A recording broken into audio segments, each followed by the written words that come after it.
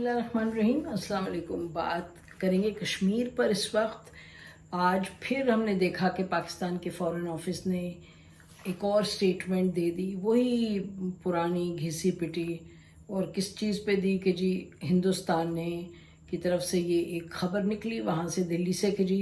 G20 का India बनेगा chairperson इस साल में अक्टूबर वगैरह में। तो वो 2023 का जो समिट है G20 का, जिसका याद रहे कि तुर्की और सऊदी अरेबिया भी मेंबर है, तो उन्होंने ये अनाउंसमेंट की कि जी हम उस कॉन्फ्रेंस का कुछ हिस्सा गुलमर्ग में करेंगे, यानी कि हम जम्मू और कश्मीर में करेंगे, गुलमर्ग में या किसी और एरिया में, लेकिन गुलमर्ग की भी बात हो रही है बहरहाल। तो ये उन्होंने अनाउंस किया कि हम करेंगे। तो अनाउंस किया तो वही रवायती जो स्टेटमेंट है वो पाकिस्तान की तरफ से आ गई। क्या कहा उन्होंने जी? पाकिस्तान ने कहा ये तो बैनुल अक़वामी क़वानीन के ख़िलाफ़ है। बिल्कुल ठीक है। ये डिस्प्यूटेड टेरिटरी है। बिल्कुल ठीक है। ये इससे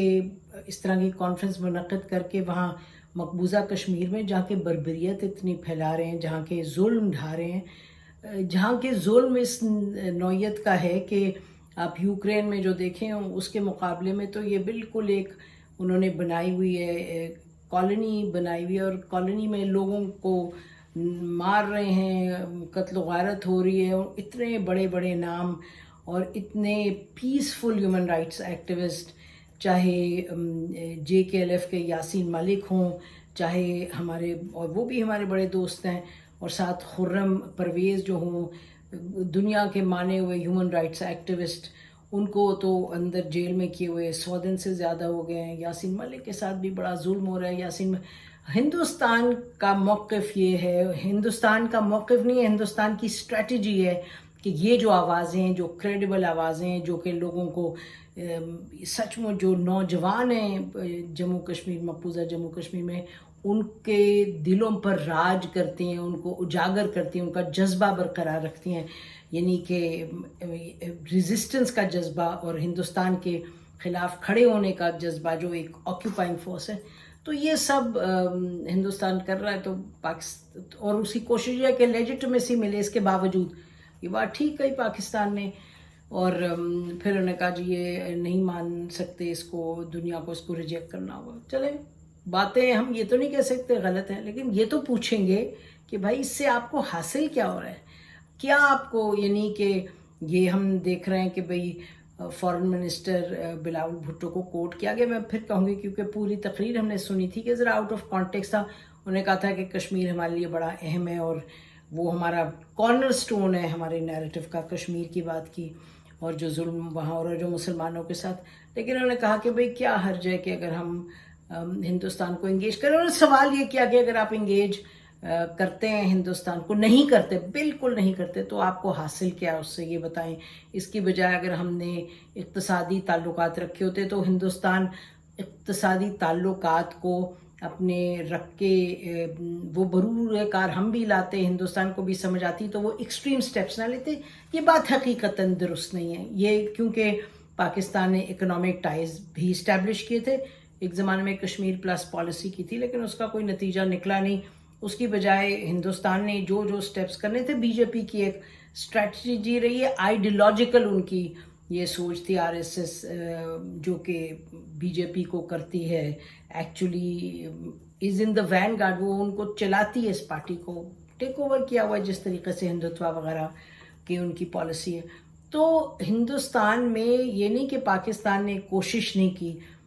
फिर हम कहेंगे जैसे पाकिस्तान ने कारगिल किया, बड़ा गलत किया, लाहौर समिट हो रहा था वो बड़ा अच्छा हो रहा था, उसके बाद हिंदुस्तान ने पाकिस्तान को ही तोड़ दिया, यानी कि पाकिस्तान की अपनी ज़्यादती थी, बड़ी गलतियां थी, बहुत जुल्म भी थे इस पाकिस्तान में ढाई, लेकिन हिंदुस्तान का रोल बहरहाल उसको तो नहीं आप भूल सकते। वो जो रोल है उसको आपको फैक्टर इन करना होगा। कहने का मकसद कि हिंदुस्तान भी बड़ी बड़ी गलतियां करता रहे, पाकिस्तान ने भी गलतियां की हैं, ब्लंडर्स कमिट किए हैं। फिर 4 पॉइंट फार्मूला जो जनरल मुशर्रफ का था, हमने उसको हमेशा सपोर्ट किया, वो फार्मूला बिल्कुल ठीक था। इसमें लोगों की मुख्तलिफ राय हैं, लेकिन इसको जो अगर तारीख़ देखें तो समझ आती है कि इस तरह के अप्रोच ठीक थे। लेकिन वो फार्मूला बहरहाल पाकिस्तान की जो सियासी उस वक्त सूरत हाल थी उस आड़े आ गई और वो नहीं आगे बढ़ सका। लेकिन یہ آپ نے دیکھا کہ مودی حکومت نے کیا کیا اس کے بعد عمران خان جب آئے انہوں نے اتنی کوشش کی کہ بات چیت ہو نہیں کی بات چیت، اور جب انہوں نے 2019 میں ضم کیا ہے جموں اور کشمیر کو انڈین یونین میں، اس کے بعد پاکستان کی پالیسی بالکل ٹھیک تھی، یعنی کہ بہت انہوں نے اگریسو گئے اور انہوں نے دنیا جہان میں بات کی، اور عمران خان صاحب بار بار کہتے رہے اس وقت ایز پرائم منسٹر کہ یو این میں بولے اور یہاں بھی بات کی، انہوں نے کہا کہ یہ فاشزم ہے اور جو ہندوتوا ہے وہ فاشزم سے اس کا تعلق ہے، اس کی وہاں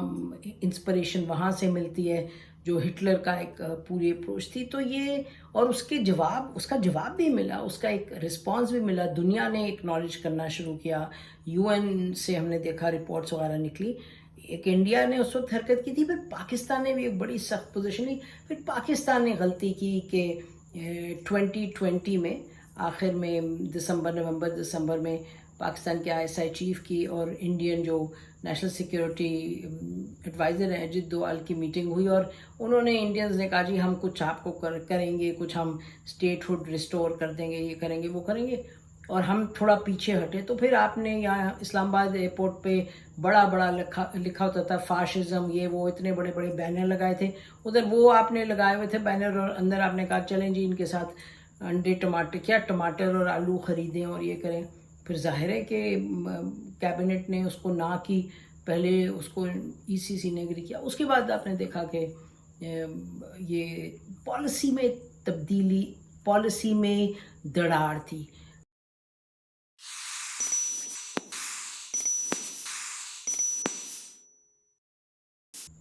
فوج کی ٹاپ کمانڈ کیا چاہتی تھی اور پاکستان کی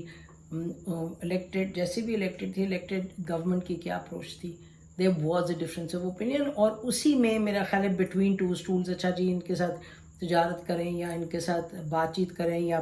اٹل ایک پوزیشن لیں جب تک کہ بیک آف نہیں کرتے، تو اس کے وہ کرتے کرتے ہم نے نہ ادھر کے رہے نہ ادھر کے رہے، آدھے تیتر آدھے بٹیر، تو ہندوستان ہیز مووڈ اہیڈ جو وہ کرنا چاہ رہا تھا، چاہے ڈی لمیٹیشن ہے چاہے کچھ ہے،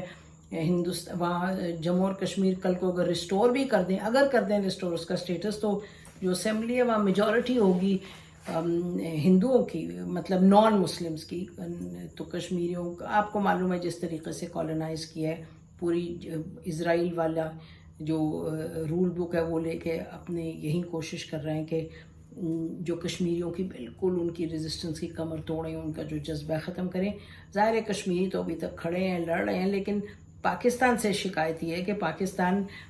بتائیے کہ کیا